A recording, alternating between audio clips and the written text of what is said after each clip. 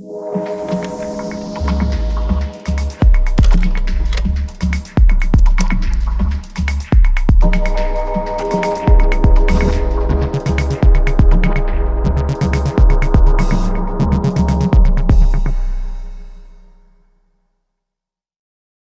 everyone, this is Dave from Archaius Creative, and I'm here to quickly walk you through the system we use to organize media within our Premiere Pro CC project files. With just a few slight modifications, we can use this basic template to organize just about every type of project we edit. First, I'll give you a rundown of how we use this for wedding videos, since they usually follow the same basic format, and along the way, talk through the changes we make for corporate and tutorial workflows. When we launch Premiere, our project window is located in the bottom left corner. We have this organized alphabetically, which you can see based on this arrow here, since that usually keeps our footage in chronologic order. Starting from the top, we've got our audio bin.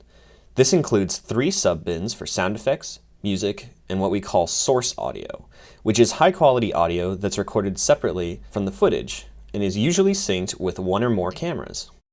Within the source bin, we may also have further sub-bins broken down into different parts of the day, like pre-ceremony, ceremony, and reception. For corporate work, this may be for different interviewees or for different shooting days. The next bin is the files bin. This bin is where we include files or sequences that don't necessarily fit into any of the other bins. For instance, we've got a bin inside for graphics, which are any non-video or audio media that will be used in the video we're editing, such as logos, lower thirds, and other title cards. Then we've got our nested sequences and pluralized bins, which include sequences and media that are either generated as a process of nesting clips or syncing multiple cameras and audio sources using the Red Giant program Pluralize. These 2 bins might not be relevant for your organization depending on how you like to sync footage or whether or not you use nesting as a part of your workflow. Our third bin is our finals bin.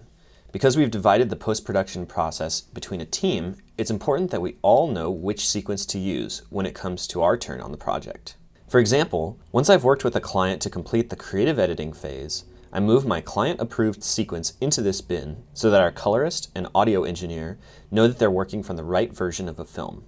Even if you take a project from raw to deliverable by yourself, a finals bin can be a great way to make sure you're always updating the correct sequence. Next is the footage bin. This bin is usually the most populated with sub-bins and files, since this is where we place all the video media that we receive from clients. This is where we've seen the most variance between companies on how they like to organize their footage. Some include folders on a drive that pertain to each memory card that was used. Others will separate it out by shooters or different cameras.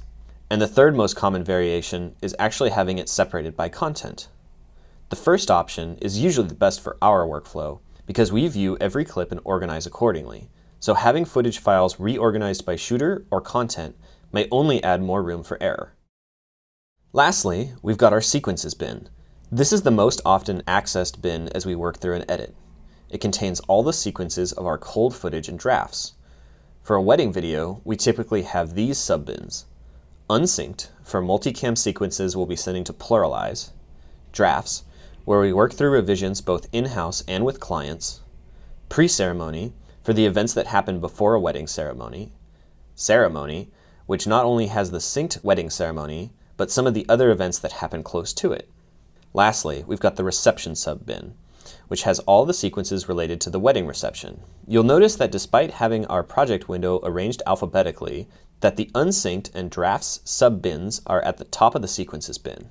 We do this by putting 1 or 2 spaces in front of the name so that they actually jump to the top of the list. I find this to be helpful since they're here but out of the way, and I can easily focus on the last 3 sub-bins as I build my video.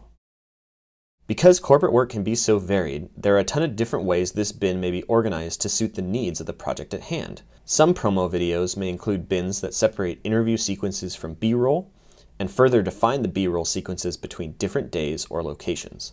Other projects like tutorial work may have bins and sub-bins that pertain to each video in a series.